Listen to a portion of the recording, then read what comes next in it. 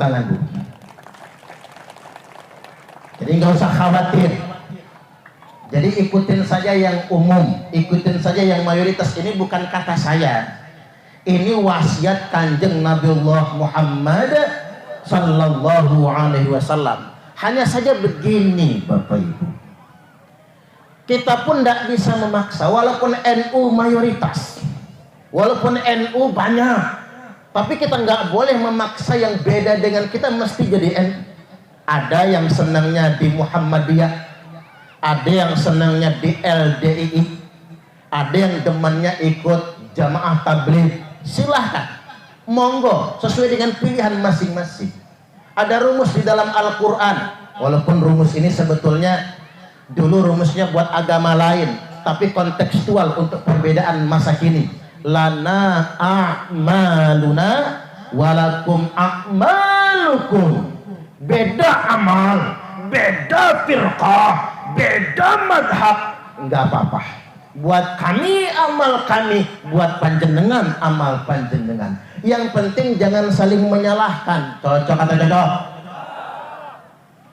Kita boleh beda amal, tapi jangan saling menyalahkan. Yang kedua, sekarang kita bicara tentang ukhuwah insaniyah, persaudaraan kemanusiaan. Kita bersaudara tak perlu bertanya apa agamanya. Bahkan kita membantu orang tak perlu bertanya apa agamanya. Tapi kita membantu dan bersaudara kepadanya karena kita sesama umat manusia. Cocok atau cocok?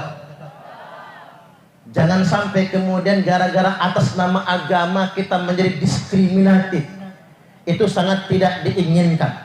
Makanya Bapak Ibu, kita dalam beragama sudah ada rumusnya. Lakum dinukum waliyadin. Buat panjenengan agama panjenengan, buat saya agama saya. Artinya memang kita berdiri masing-masing, mengamalkan agama masing-masing, tetapi tidak perlu saling mendiskreditkan, tidak perlu saling menyalahkan. Makanya saya heran Bapak Ibu, ada orang yang atas nama Islam tapi nyaci maki agama lain. Dia kiai, dia mubalik, dia ustaz, tapi ceramahnya menghina agama lain. Payahnya lagi orang Islam kok demen yang kayak gitu. Padahal kan tidak boleh. Wala tasubbul ladzina yad'una min dunillah. Jelas ayatnya. Jangan sekali-kali kalian menghina Tuhan agama lain. Jangan sekali-kali menghina Tuhan agama lain. Tidak boleh. Makanya kalau ada orang menceramahkan atas nama Islam tapi mengejek agama lain, kita nih jangan rumangsa mayoritas lalu belagak Bapak Ibu. Coba kalau kita minoritas nyaci agama lain, remek-remek. Nggak boleh begitu Bapak Ibu. Kita ini justru karena mayoritas kita harus melindungi yang minoritas. Ya Pak ya. Ini saya mau ngasih motivasi sama Bansar dulu ini. Bansar ini paling sering dinyinyir satpam gereja. Bansar itu Pak, nyinyirannya satpam gereja. Saya ditanya orang, apa hukumnya Bansar jaga gereja, ngepam nang gereja? Apa itu termasuk toleransi? Jawaban saya mengagetkan. Bansar menjaga gereja bukan bab toleransi, bukan. Karena toleransi itu lana a'maluna walakum a'malukum. Toleransi itu orang Islam Jumatan hari Jumat nang masjid, orang Kristen mingguan di gereja hari ini. Itu toleransi namanya. Masing-masing. Orang Islam Idul Fitri, orang Kristen Natalan, orang Hindu Nyepi, itu namanya toleransi. Masing-masing. Tapi Bansar jaga gereja itu bukan bab toleransi, tapi bab rahmatan lil alamin. Di mana yang mayoritas memberikan rasa aman kepada yang minoritas. Tepuk tangan. Itulah rahmatan lil alamin. Ya kalau kita minoritas ngapain kita ngepam nang gereja, nang NTT, pemuda-pemuda gereja menjaga orang Islam yang sedang Idul Fitri. Karena ngapa? Orang Katolik mayoritas di Nusa Tenggara Timur. Di Bali, pecalang-pecalang Bali mengamankan motor, tempat parkir, jaga di ganggang agar rumah nggak kemalingan. Orang Islam keluar untuk sholat Idul Fitri semua. Itulah yang disebut dengan persaudaraan. Mereka jaga rumah karena di sana Bali Hindu mayoritas. Nah begitupun kita Muslim yang mayoritas, kita pun memberi rasa aman kepada yang minoritas. Kita masih ingat Bapak Ibu tanggal 24 November tahun 2000, 2 tahun pasca reformasi. Zaman itu belum ada viral-viralan, tapi sampai difilmkan agar selamanya dikenang. Banser Rianto ngepam nang gereja, karena zaman itu banyak betul kejadian gereja dibom. Ngepam nang gereja pada misa malam Natal, Kemis malam Jumat. Lagi ngepam nang gereja, ada bom di bawah kursi jemaat. Rianto teriak, ada bom. Jemaat tabur menyelamatkan diri semua. Rianto ngambil bom tadi, lalu kemudian dia bawa lari. Belum sempat dibuang, bom meledak di tubuhnya. Kalau saya jadi Rianto, mending saya kabur duluan. Tapi Rianto tidak, Bapak Ibu. Jemaat tidak ada satupun yang terluka, jemaat selamat semua. Rianto yang menjadi korban, Rianto yang mati syahid. Langsung muncul berita internasional. Apa berita internasionalnya? Ternyata Islam di Indonesia adalah Islam yang rahmatan lil alamin. Tepuk tangan. Rianto itu pahlawan rahmatan lil alamin, pahlawan Islam. Dia tunjukkan kepada dunia internasional, inilah Islam. Kami akan melindungi yang minoritas. Innallaha jamilun yuhibbul jamal. Sesungguhnya Allah itu indah dan Allah suka dengan yang indah-indah. Islam ini indah, maka kita wajib menampilkan keindahannya. Tapi keindahan Islam itu tertutupi oleh kelakuan orang Islam yang arogan, yang kasar, yang memaki-maki, yang kerjaannya menghina dan lain sebagainya. Makanya kalau kata Syekh Muhammad Abduh, al-Islamu mahdubun bil muslimin. Keagungan Islam itu tertutupi oleh arogansi sebagian orang muslim itu sendiri. Yuk kita punya kewajiban Bapak. Islam itu tinggi, Islam itu mulia. Tapi Islam tak tampak tinggi dan mulia gara-gara arogansi penganut muslim itu sendiri. Kita punya kewajiban untuk menampilkan Islam yang rahmatan lil alamin. Kita ini enak Bapak Ibu, nggak perlu masalah, kemudian selalu ada masalah. Orang mau bikin gereja jadi masalah, orang bikin pura nggak jadi masalah, orang bikin vihara nggak jadi masalah. Malah orang Islam di vihara antri ngambil angpau. Ngapa jadi masalah Pak? Sekarang begini Bapak Ibu, kita bandingkan dengan jumlah masjid. Jumlah masjid nang Indonesia ini masjid terbanyak sedunia internasional. 800.000 masjid di Indonesia, belum musola. Terbanyak sedunia internasional masjidnya. Provinsi dengan jumlah masjid terbanyak Jawa Barat, 60.000 masjid lebih. Yang nomor 2 Jawa Tengah, 50.000 masjid lebih. Yang nomor 3 Jawa Timur, 48.000 masjid lebih. Yang ranking 4 Sulawesi Selatan, 14.000 masjid lebih. Yang ranking 5 Lampung, 12.000 masjid lebih. Tepuk tangan. Nah, rumangsa mayoritas, rumangsa masjid paling banyak kita nih. Yuk kita ini berjiwa besar. Ada orang agama lain mau mendirikan rumah ibadah yang nggak perlu kita larang. Kalau kata Gus Dur, saya lebih takut di samping rumah saya diskotik daripada gereja. Iya juga. Di samping rumah saya diskotik misalnya Pak, bahaya. Sekali-kali pengen mampir sayanya. Lepas sarung, ganti celana jin, kaos oblong, kacamata hitam, nyamar. Nggak kelihatan pusat kiainya. Tapi kalau samping rumah kita gereja, kan orang sedang memuji Tuhannya. Apa bahayanya buat kita? Nah kita ini coba berjiwa besar. Dan Bapak Ibu, di London, ini London Pak, ibu kota kerajaan Inggris, Britania Raya. Inggris itu kerajaan Kristen resmi. Jadi Inggris itu bukan cuma kerajaan Kristen. Sekarang rajanya Raja Charles ya, pengganti Ratu Elizabeth. Raja Charles itu kerajaan Kristen, lambangnya salib. Ibu kotanya London. Di London wali kotanya Muslim. Kan hebat. Ada 500 masjid di London yang tadinya gereja. 500 gereja tadinya gereja dijual jadi masjid. Enggak ada orang Inggris gegeran, enggak ada yang bakar masjid. Jajal Thariqul Jannah berubah jadi gereja, angus ini Pak, dibakar orang. Oke Bapak Ibu, kita tunjukkan Islam yang rahmatan lil alamin, Islam yang sesungguhnya. Yuk kita berjiwa besar. Oke, saya lanjutkan. Yang berikutnya, ukhuwah insaniyah itu bagaimana titik temunya? Ukhuwah insaniyah adalah kepedulian dengan sesama. Ingat Bapak Ibu, agama itu sejatinya adalah kemanusiaan.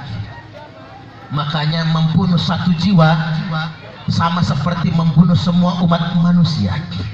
Menyelamatkan satu jiwa sama dengan kita menyelamatkan semua umat manusia. Oleh karena itu, mengedepankan kemanusiaan itu merupakan ajaran agama. Yuk kita membantu dengan sesama. Makanya saya terkesima membaca diktum sabda Nabi, la taqumus sa'atu hatta yatabahan nasu fil masajid. Tidak akan terjadi hari kiamat kata Nabi sehingganya kerja manusia cuman berlomba-lomba mempermewah masjid, berlomba-lomba mempermegah masjid. Ini Masjid Thariqul Jannah sudah bagus, sudah mewah. Memang dibangun dari nol gitu Bung. Dari sebelumnya nggak ada masjid, tapi sumbangsaran kali takmir sudah begini, sudah jangan bongkar pasang, cukup begini jadilah. Selama masih bisa dipakai jangan dibongkar. Kadang-kadang kita nih gatel tangan, udah granit, ya, udah keramik pengen ganti granit, udah granit yang warna putih pengen ganti hitam, gatel aja pokoknya. Bongkar pasang, bongkar pasang. Mengapa saya pesankan begini? Karena Syekh Abdul Qadir Al-Jailani berkata, sesuap nasi yang engkau masukkan ke dalam perut orang yang lapar itu lebih baik daripada membangun 1000 masjid jamil. Berhentilah dulu orang Islam bongkar pasang masjid Bapak Ibu. Yuk kita berbagi dengan sesama. Ingat, tangan di atas lebih baik daripada tangan di bawah. Cocok atau cocok? Tangan di atas lebih baik daripada tangan di bawah. Orang Indonesia ini sebetulnya sugih-sugih Bapak Ibu. Orang Indonesia ini kaya-kaya, tapi mentalnya yang miskin. Orang Indonesia ini HP-nya sekarang Android semua. Ya Pak ya, kemana-mana selfie. Tapi ngapalah ibu-ibu itu kalau selfie begini ya Bu ya, mulutnya mengot 2 jari. Tahu artinya nggak Bu? Jadikan aku yang kedua. Pantesan lakinya kawin lagi. Kondangan selfie, pengawasan selfie, jalan-jalan ke pantai selfie, nang kebun karet selfie, ke pesta selfie, dibilang melarat nggak terima, nggak dapat BLT sama bansos, ngamuk. Itu di sana, kalau di sini pusatnya. Lagunya sok kaya, sok kaya. Tapi tadi dibintikan nggak dapat bansos, diamuk-amuk. Yang diamuk Pak RT. Payah Pak RT. Oh, jangan Pak RT lah, Pak Kades aja lah, Pak Kades. Payah Pak Kades. Saudara dia kebagian semua, kita mah enggak. Pak Kades panas diomongin begitu. Udah mak ngomong sama istrinya, nanti bagi BLT bansos saudara nggak usah dikasih. Yang dikasih orang lain semua. Begitu cair dibagiin, saudara nggak ada yang kebagian. Karena Pak Kades panas diomongin orang. Begitu saudara nggak kebagian, apa kata saudara?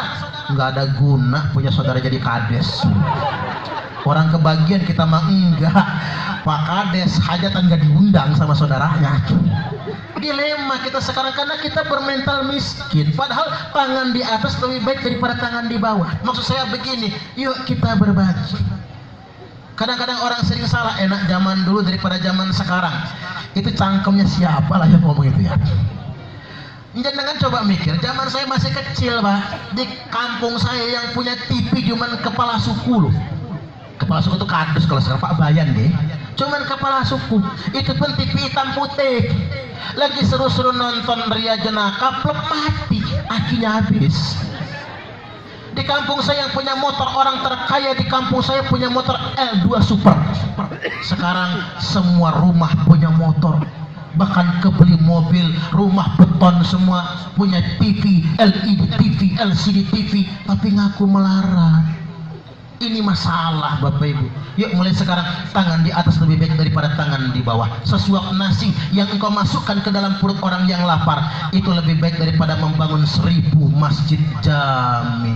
Orang kaya bolak-balik umroh dengan alasan rindu rumah Allah, padahal Allah lebih rindu dengan orang kaya yang berbagi dengan fakir miskin. Tuh dengerin yang kaya-kaya. Tepuk tangan dulu, tepuk tangan. Dengerin yang suge-suge. Ya kalau sudah haji ya sekali aja ge Pak. Kalau sudah umroh ge Bu, sekali aja. Umroh kan mahal 35 juta. Baru umroh sekali ya sudah, yang berikutnya kalau punya duit lagi bagiin sama saudara yang nggak mampu. Kasihkan sama anak-anak yang sedang mondok di pesantren. Cocok apa cocok? Kepedulian akan sesama itu penting. Yes. Yang berikutnya dipercepat ini biar gak kepaluman. Ukhuwah insaniyah ini akan bernilai, ada rumusnya. Akmalul mu'minina imanan ahsanuhum khuluqa. Orang mukmin yang paling sempurna imannya bukan yang berjubah, bukan yang udeng-udengnya jerat plafon, bukan yang janggutnya tekan udel. Orang mukmin yang hebat imannya bukan yang kerudungnya nyengser di tanah. Ibu-ibu ini walaupun kerudungnya nyengser di tanah, nyapu halaman nggak pakai sapu lagi pakai kerudungnya, itulah umpama orang mukmin yang sempurna imannya. Ahsanuhum khuluqa adalah yang paling baik akhlaknya. Jadi akhlak Bapak Ibu, bergaul itu akhlak yang nomor 1. Wa khiyarukum linisaihim khuluqa, dan orang terpilih di antara kalian semua yang paling baik akhlaknya dengan istrinya. Bapak-bapak ini baik nggak sama istri? Hebat ibu-ibu, mampu menutupi aib suaminya. Padahal pengen ngomong jahat gitu kan, cuman demi menutupi aib suami Pak. Nah bapak-bapak, maksud saya begini, bicara ukhuwah insaniyah, kalau pengen tahu orang baik, jangan lihat di tengah orang kebanyakan. Saya ramah kalian jenengan wajar dong Pak, namanya penceramah nggak ramah nggak diundang orang, caleg nggak ramah nggak dipilih orang, dagang nggak ramah bangkrut nggak dibeli orang. Tapi kalau bapak-bapak ini ramah dengan istri, itu baru luar biasa. Mama, bapak-bapak manggilnya mama apa siapa Bu? Mbok. Mama ge udah zaman modern. Mama, ada apa papa? Sini dulu mama, nanti papa. Mama sedang membersihkan teletong. Sudah mama, sudah papa. Kirain ngapain? Lenggah rien mama. Oke papa. Rogoh kantong kanan Pak, buktikan kalian jenengan suami yang baik. Rogoh kantong kanan, banting duit 15 juta, celeger. Ini uang apa papa? Ini uang belanja mama. Nggo tuku beras, bayar listrik, cicilan kulkas, cicilan motor, ongkos anak sekolah. Cukup mama? Cukup papa. Malah ada turahnya ini papa. Nek turah ambil sama mama. Alhamdulillah suami yang baik. Sisaannya jangan diambil ya Pak, biar istri bisa nabung. Istri ngekep duit 15 juta, balik ke dapur semangat masak. Kata suami, nanti dulu mama, masih ada yang kurang. Ada apa lagi papa? Rogoh lagi kantong kiri ya Pak, banting lagi 15 juta. Ini uang apa lagi papa? Ini bonus untuk mama. Capek mama masak, tepuk tangan dulu. Capek mama nyuci, capek mama ngerumat anak, papa kasih bonus 15 juta. Berangkatlah ke Transmart atau Mall Bumi Kedaton. Jangan pulang kalau nggak habis mama. Ya seneng dong istri Pak. 15 juta uang belanja, 15 juta bonusnya 30 juta. Mau nggak Bu? ngimpi jedet langit lah bu, terbuang nanti taruhnya. Artinya maksud saya begini loh Pak, kalau jenengan lagi ada yang nggak salah ngasih istri, jangan pelit-pelit. Yang namanya perempuan itu paling sebel sama laki-laki yang pelit, ngasihnya cuman dikit dan suka mengungkit-ngungkit. Ya Pak ya, tepuk tangan lagi. Ada nggak di sini? Yang mana orangnya? Kalau ada di sini, itu akhlak suami. Begitupun istri, Bapak Ibu. Akhlaknya istri itu nggak banyak-banyak, Bapak Ibu. Kalau sama suami, taat suami. Perempuan tuh paling gampang masuk surga, paling gampang masuk neraka. Ibu-ibu kalau pengen masuk surga, taat suami. Tapi kalau pengen masuk neraka, tak ajarin, ngelawanlah sama suami. Suami lagi tidur, bu, sepak palanya. Gratis masuk nerakanya. Nggak usah bayar kaplingan di neraka itu. Ukhuwah insaniyah. Terakhir, ukhuwah watoniyah.